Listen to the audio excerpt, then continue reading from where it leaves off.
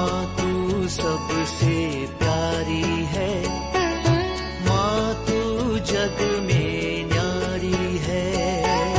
माँ तू सबसे प्यारी है, माँ तू जग में न्यारी है। अपने आंचल में रखना, अपने आंचल में रखना। हमें वरदानों से भरना। माँ तू सबसे प्यारी है, माँ तू जग में न्यारी है। माँ तू सबसे प्यारी है, माँ तू जग में न्यारी है। Mr. Rajan Samuel, a great missionary in Hindi heartland, first class with distinction.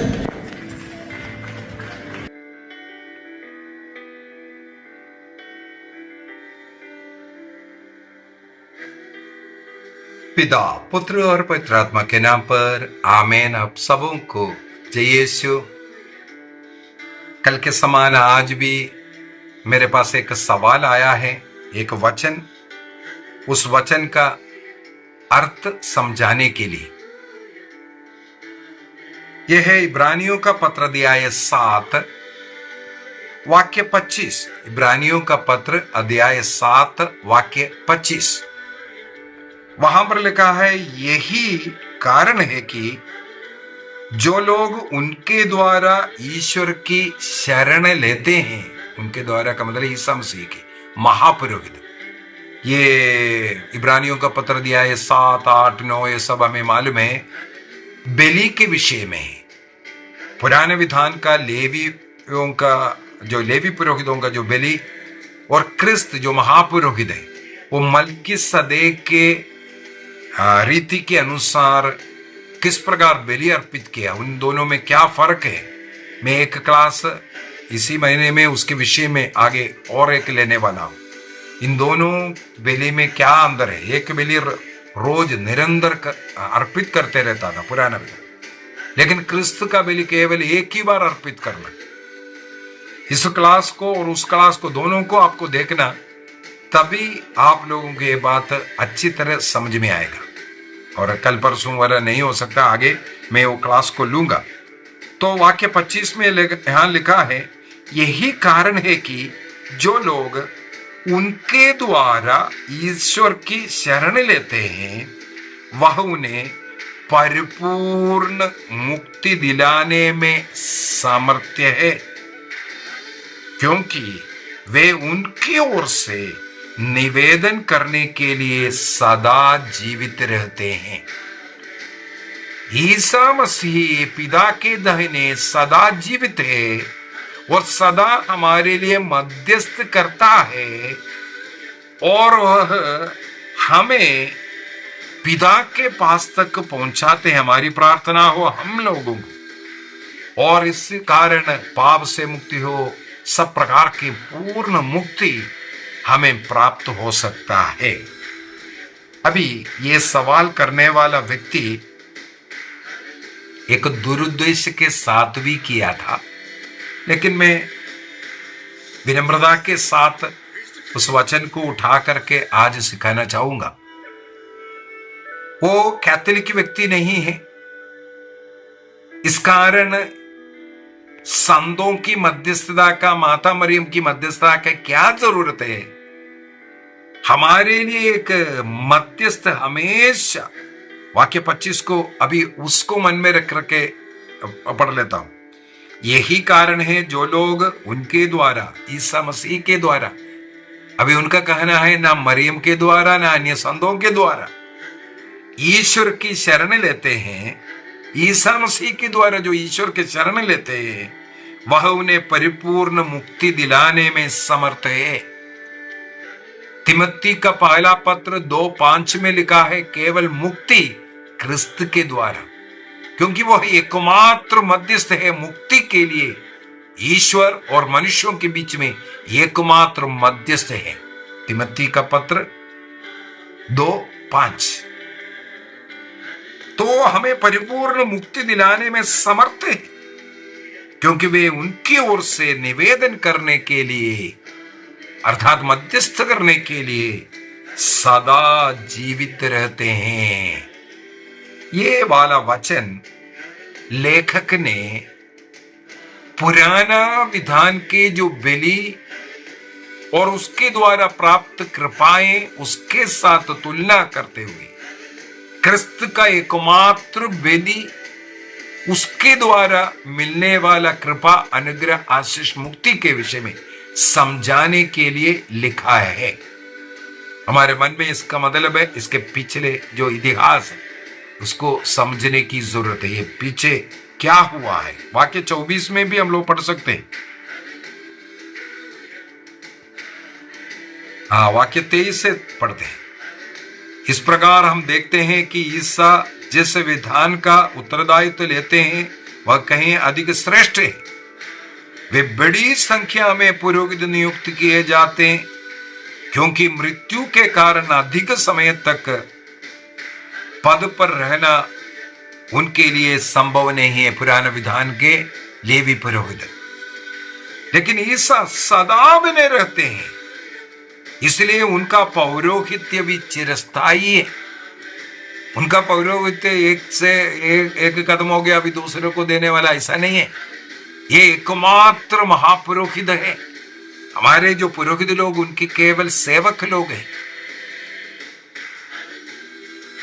इसी कारण क्योंकि वो जीवित है, वो अपने को बलि अर्पित किया। अर्पित करने वाला जो पुरोहित वो स्वयं है, अर्पित होने वाला वो वस्तु वो स्वयं है, मेमना वो स्वयं है।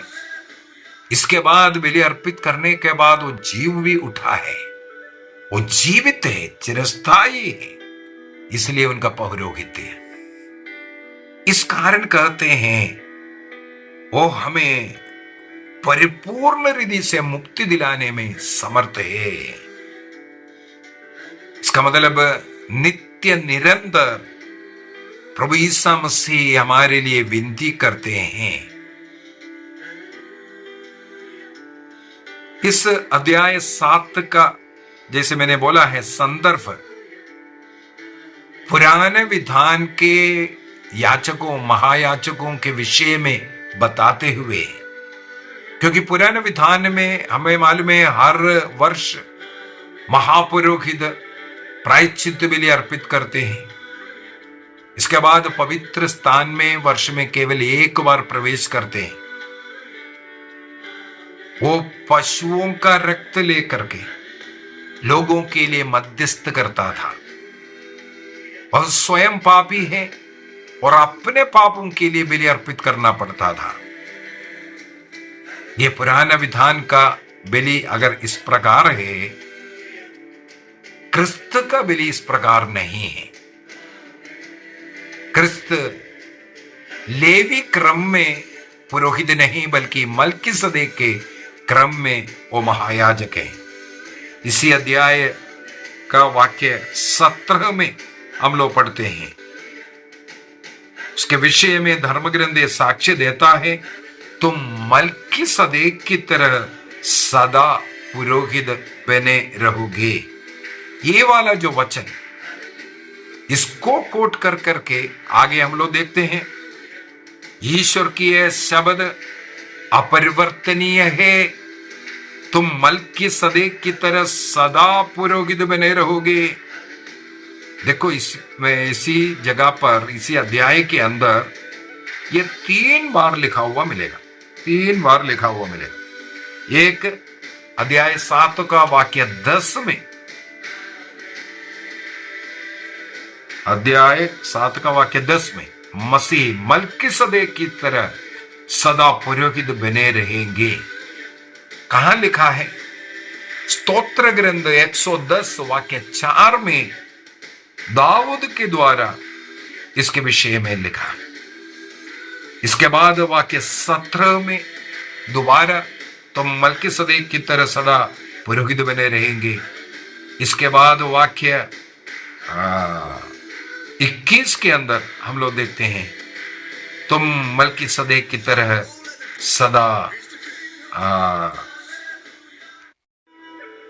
पुरोहित बनते रहेगा, ये लिखा हुआ। इसके बाद वाक्य 28 में 29 में हम लोगों ने जो सीखा, इस प्रकार पुराने विधान के पृष्ठ में नया विधान को इसको समझा रहा है। इसलिए सबसे पहले हमारे मन में ये रखना बहुत ही जरूरी है, प्रभु यीशु मसीह का एक बार बलिदान सदा सदा के लिए वो कृपा, वो अनुग्रह, वो मध्यस्थ बनकर के अभी है, इसको सिखाते हैं।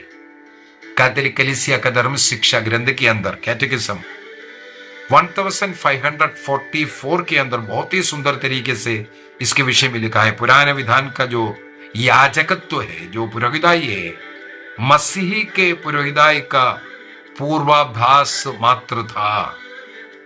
और कैटेकिज्म 662 के अंदर यीशु स्वर्ग में हमारे लिए हमेशा हमेशा के लिए इस प्रकार मध्यस्थ बन करके बैठा हुआ है, ये हम लोगों को पढ़ने के लिए मिलता है।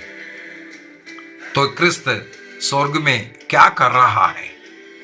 सबसे पहली बात है, क्रिस्त मर करके जी उठा, इसका मतलब हमेशा के लिए वो जीवित है।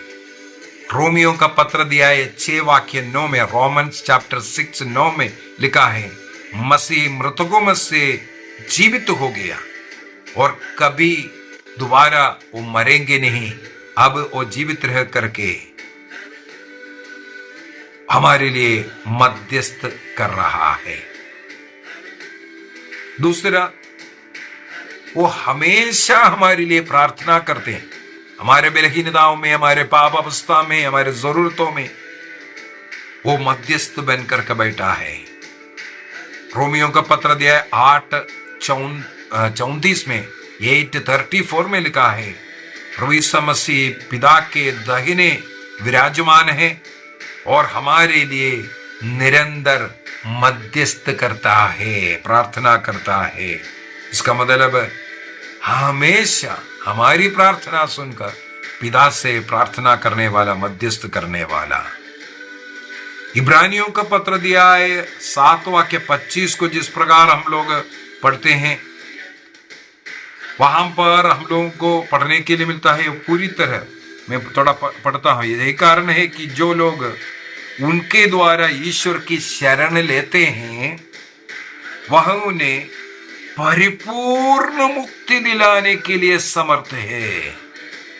परिपूर्ण मुक्ति, क्योंकि वे उनकी ओर से निवेदन करने के लिए सदा जीवित है, इसलिए वो परिपूर्ण मुक्ति दिलाने में सक्षम है। हमारी शरीर आत्मा के लिए, वर्तमान के लिए और भविष्य के लिए वो हमें मुक्ति दिलाने में और पूर्ण रूप से मुक्ति दिलाने में वो मध्यस्थता करते रहता है। इब्रानियों को पत्र दिया 1 वाक्य 3 में भी हम लोग पढ़ते हैं, पापों को शुद्ध करने के बाद वह महिमा में के दाहिने हाथ में बैठा है। अर्थात क्रूस बलि अपने रक्त बहा करके हम लोगों को शुद्ध किया, पापों से शुद्ध किया। इसके बाद मरकर फिर जी उठ करके हमेशा हमेशा के लिए पिता के दाहिने विराजमान हैं। दाहिने हाथ में दाहिने विराजमान का मतलब है वो सर्वोच्च का वो अधिकार, ईश्वरीय अधिकार को दर्शाने के लिए इस प्रकार का वचन कहते हैं। और पुराना विधान का एक प्रकार का पूर्वाभास हुआ है। हारून का बलि हमें मालूम है, वो अधिपवित्र स्थान में वर्ष में 1 बार प्रवेश करना। लेवी ग्रंथ अध्याय 16 वाक्य 12 और 13 के अंदर हम लोगों को योम किपुर पर्व के विषय में लिखा है। वो जो बलि अर्पित किया हुआ मेमने का रक्त लेकर के वर्ष में 1 बार अधिपवित्र स्थान में प्रवेश करता था। लेकिन यीशु क्रिस्त हमेशा हमेशा के लिए अपने बलि के द्वारा अति पवित्र स्थान में प्रवेश है। इसका मतलब हारून की वो क्रिया, वो प्रवृत्ति नए विधान का क्रिस्त के उस प्रवृत्ति के एक पूर्वाभ्यास मात्र था। दूसरी बात, ये अब्राहम के विषय में हम लोग पढ़ते हैं उत्पत्ति ग्रंथ अध्याय 18 वाक्य 23 में। अब्राहम सोदोम गोमोरा का विनाश ना होने के लिए मध्यस्थ करता है। वहां पर प्रभु वहां पर अब्राहम प्रभु से सवाल करते हैं, क्या तू धर्मी को अधर्मी के साथ नष्ट करेगा? इसके बाद 50 हो 40 हो ऐसे सब बोल करके मध्यस्थ करता हुआ हम लोग देखते हैं। यदि अब्राहम केवल एक नगर के लिए यह मध्यस्थ किया है, क्रिस्त आज सारे संसार के लिए, सारे पापियों के लिए पिता से विनती करते हैं। अभी एक तीसरा उदाहरण और हम ले सकता है, जिसे हम लोगों ने हारून के प्रवृत्ति को, अब्राहम का मध्यस्थ को देखा, उसी प्रकार मूसा नबी के एक मध्यस्थ को भी हम देख सकते हैं। निर्गमन ग्रंथ उसके अध्याय 32 वाक्य 32। निर्गमन ग्रंथ 32 को हम लोगों को मालूम है, सोने का बछड़ा बनाकर इस्राएली लोग पाप किया, मूर्ति पूजा किया।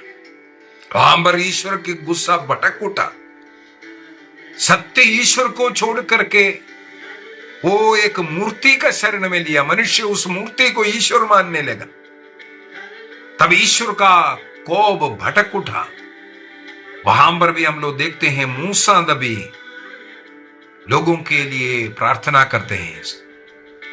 निर्गमन ग्रंथ अध्याय 32 वाक्य 32, एक्सोडस चैप्टर 30-32 में मूसा नबी कहते हैं, यदि तू इन्हें क्षमा ना करे तो मेरा नाम जीवन पुस्तिका से निकाल दो। ओह, मुझे भी खत्म कर दो बोलता है। क्या जबरदस्त तो मध्यस्थ। इस प्रकार मूसा नबी अपने जीवन का दाव रख करके, जीवन पुस्तिका से मेरा नाम निकाल दो बोल करके मध्यस्थ करता है। यह भी क्रिस्त अपना प्राण अर्पित कर वहां पर हमारे लिए मध्यस्थ कर रहा है। अब मैंने उन लोगों के लिए रक्त बहाया पिता, इन्हें क्षमा कर दो, ये बोल करके। तिमोथी का पहला पत्र अध्याय 2 वाक्य 5 में लिखा है, ईश्वर एक है और मध्यस्थ भी एक है, अर्थात यीशु क्रिस्त, जो हमारे लिए कलवारी क्रूस पर मर करके रक्त बहाकर आज पिता के दाहिने मध्यस्थ बन करके बैठा है, हमारे मुक्ति का कार्य कर रहा है। हमारे लिए यीशु मसीह वहां क्या क्या मांगता होगा। लूकस के सुसमाचार अध्याय 22 वाक्य 32 को अगर हम पढ़ेंगे, लूक चैप्टर 22 वर्स 32, वहां पर प्रभु यीशु मसीह पेत्रुस के लिए कहते हैं, पेत्रुस पेत्रुस, सिमोन सिमोन, मैं तुम्हारे लिए प्रार्थना की है कि तुम्हारा विश्वास ना डगमगा जाए, अर्थात हमारा विश्वास ना डगमगा जाए। ये विनती, ये मध्यस्थ यीशु मसीह आज स्वर्ग में हमारे लिए कर रहा है।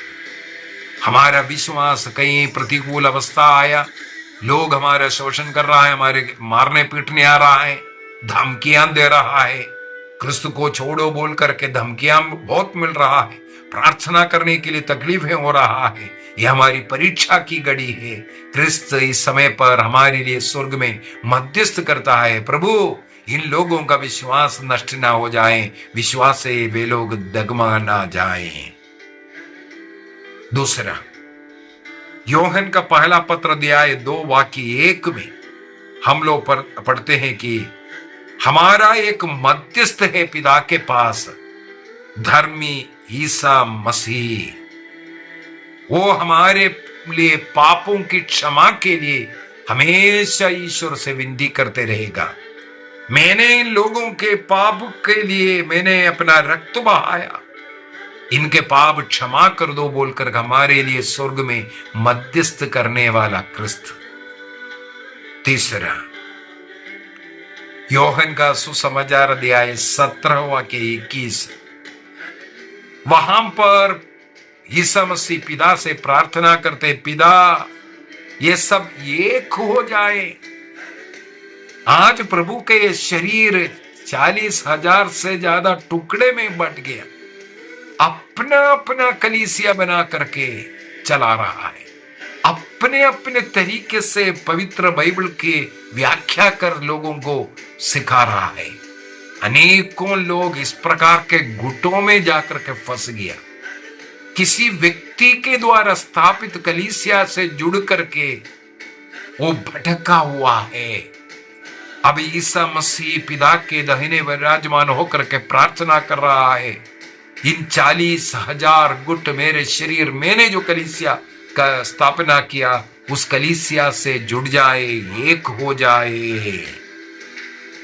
चौथा, प्रभु ईसा मसीह पिता के दाहिने रह करके योहन का सुसमाचार अध्याय 17 वाक्य 15 में जैसे प्रार्थना किया, हे पिता इन्हें बुराइयों से बचाइए, ये बुराइयों में पाप में बार बार गिराए उन्हें बचाइए, अर्थात शैतानी परीक्षाओं से, शैतानी चंगुल से हमें बचाने के लिए वह वहां पर हमारे लिए मध्यस्थ है। पांचवा, योहन का सुसमाचार अध्याय 17 वाक्य 24, मैं बार बार ये योहन का सुसमाचार अध्याय 17 क्यों लेता हूं? वहां पर महापुरोहित की प्रार्थना, बहुत ही सुंदर प्रार्थना, वही प्रार्थना आज प्रभु अपने पिता के दाहिने विराजमान होकर के पिता से कर रहा है। क्या प्रार्थना करता है? हे पिता, जहां मैं हूं वे भी मेरे साथ हो, ये प्रभु चाहता है। जहां मैं हूं अभी पिता के दाहिने, और प्रभु यीशु मसीह में विश्वास करने वाले सब लोग उस मेमने के साथ स्वर्ग में हो, ये प्रार्थना करते हैं। हमारे आनंद जीवन के लिए आशा करते हुए निरंतर हमारे लिए विनती करने वाला प्रभु को हम पा सकते हैं। अर्थात प्रभु निरंतर हमारे लिए स्वर्ग में मध्यस्थ कर रहा है। हमें समझने की जरूरत है, हम लोग कभी भी अकेला नहीं है। प्रभु ने कहा, देखो मैं संसार के अंत तक तुम्हारे साथ रहूंगा। इसका मतलब प्रभु ईसा मसीह आज हमारे साथ है। चाहे हमारे दुख की घड़ी, पाप की घड़ी, रोग की घड़ी या अंधेरा, हमें उसमें डरने की जरूरत नहीं है। वो हमारे साथ है, विश्वास करना है।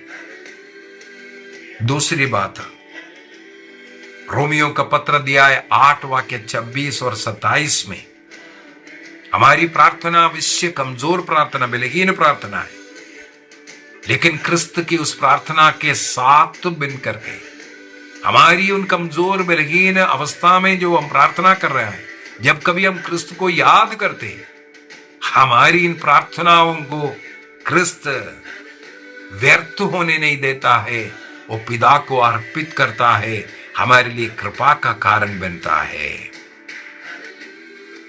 यदि हम कभी गलती में गिर गया, पाप में गिर गया, शैतान हम लोगों को इसके बाद निराश, हताश, पापी, तुम पापी है बोल करके निराश करेगा।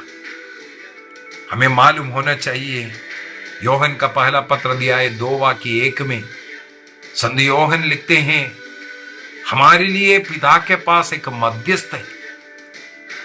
हम जब कभी पाप करते हैं, पिता को याद दिलाते हैं, पुत्र मेरे रक्त उनके लिए भी है, उनके पापों को भी क्षमा करना है मेरा रक्त की कीमत पर। इसलिए हमें निराश नहीं होना, आशा रखना है, पश्चाताप करना है, पाप स्वीकार करना है, अब से ऐसा गलती ना करने का निर्णय करना है। उस दूत पुत्र के समान, उड़ाव पुत्र के समान पिता के पास लौटने की चेष्टा हमें भी करना है। शैतान बार बार हमें दोषी ठहराएगा, शैतान हमें बार बार निराश करने के लिए, बीमार और हमारे जीवन के जो स्वप्न है उसको असफल बनाने का प्रयत्न करेगा। शैतान हमेशा हमारे विरुद्ध में दोषारोपण करेगा, लेकिन हमें मालूम होना चाहिए, रोमियो का पत्र दिया है 8 वाक्य 33-34 में, यह सब हमें क्रिस्त के प्रेम से अलग नहीं कर सकता। कुछ भी हमें क्रिस्त के उस प्रेम से अलग नहीं कर सकता। क्रिस्त हमारे साथ हमें प्रेम करता है। जितना अधिक हम पापी है उतना अधिक उनकी करुणा हम पर है, यह विश्वास करना है। क्रिस्त मृत्यु पर विजय प्राप्त किया, इसलिए मरने के विषय में भी हमें डरना नहीं। वो हमारे लिए खुशी की घटना होना चाहिए। हमारा मृत्यु हमें खुशी देना चाहिए, क्योंकि इसके बाद उस स्वर्ग का अनुभव, स्वर्गीय दर्शन हमें प्राप्त हो रहा है। जैसे इब्रानियों का पत्र दिया है 7:25 के अंदर हम लोगों ने मनन चिंतन कर चुका है। इसलिए हमें विश्वास करना है, पवित्र मिसा में भाग लेकर, उस धन्यवाद की बलि में भाग लेकर के हमारे दुखों, पापों, अपराधों सब कुछ उसमें अर्पित करते हुए क्रिस्त के साथ मिलन करना, मेल करना, उस खुशी आनंद का अनुभव करने का निर्णय करना है। पवित्र मिस्सा बलिदान, उस यूक्रिस्तीय बलिदान, स्वर्ग के उस मध्यस्थता का इस पृथ्वी पर उसके लिए एक प्रतीकात्मक घटना है। वो हमें सिखाता है कि स्वर्ग में पिता एक कार्य करता है। पवित्र मिसा एक्चुअली अर्पित कर रहा है, स्वर्ग में अर्पित कर रहा है। इसलिए वो रोटी और दाखरस के आशीष के पहले पुरोहित कहते हैं, हमारा हृदय मन पिता की ओर, अर्थात हमें कहां लेकर जा रहे? स्वर्ग में लेकर के जा रहे। इसके बाद बलि पूरा स्वर्ग में हो रहा है, पिता के पुत्र के द्वारा हो रहा है। इसका मतलब स्वर्ग में प्रवेश करने का और वहां का वो अनुभव करने का हमें एक अवसर है। इब्रानियों का पत्र दिया है 9 वाक्य 24, ईसा मसीह जिस प्रकार मृतकों में से जी उठकर स्वर्ग में प्रवेश किया, हमारे लिए इस प्रकार द्वार खुल करके दिया है। संत जॉन क्रिसोस्टम सिखाते हैं कि यीशु अपने घाव बार बार अपने पिता को दिखाते हैं और कहते हैं, इनके लिए मैंने यह सहा है, इन्हें क्षमा कर दो।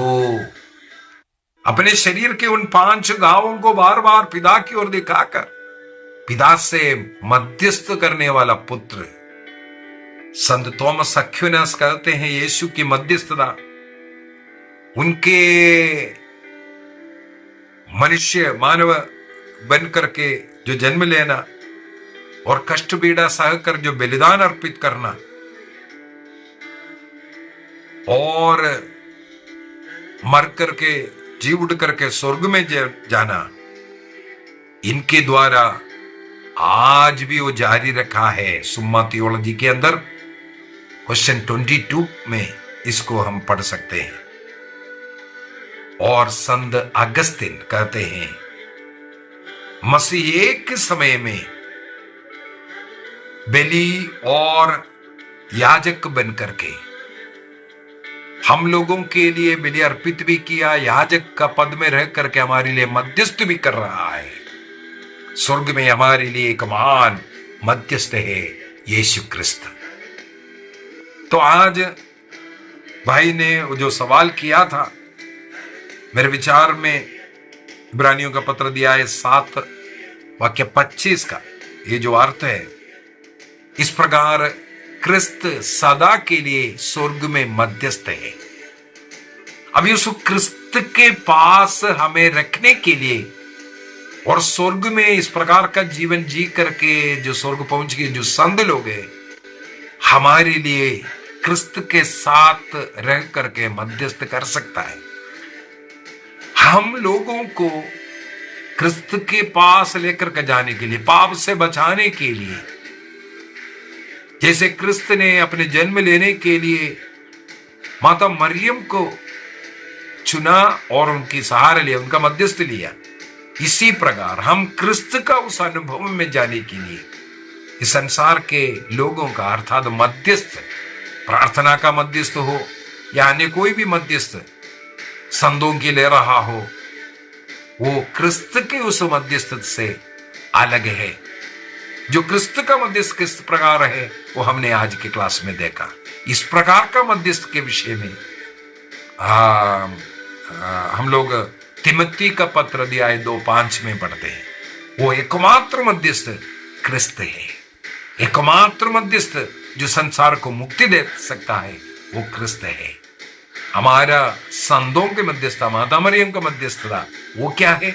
हमें क्रिस्त के साथ जुड़े रखने के लिए, बनाए रखने के लिए, वहां तक जाने के लिए जो मददगार, ऐसे सहायता करने वाले लोग, जैसे हम एक दूसरे के लिए प्रार्थना करते हैं, वो एक मध्यस्थ बनकर के हम ये कार्य कर रहा है। इस प्रकार का कार्य और क्रिस्त का मध्यस्थता में बहुत ही अंतर है। आइए हम अपनी आंखें बंद करें, प्रभु को धन्यवाद दें। आज इस क्लास के अंदर हम लोगों को सीखने के लिए कृपा दिया। प्रभु हमारे साथ रह करके, हमारी शक्ति बन करके, हमारा मुक्ति बन करके उस स्वर्ग के अनुभव में हमें सदा बनाए रखे। पिता, पुत्र और पवित्र आत्मा के नाम पर आमीन। आप सबों को जय यीशु।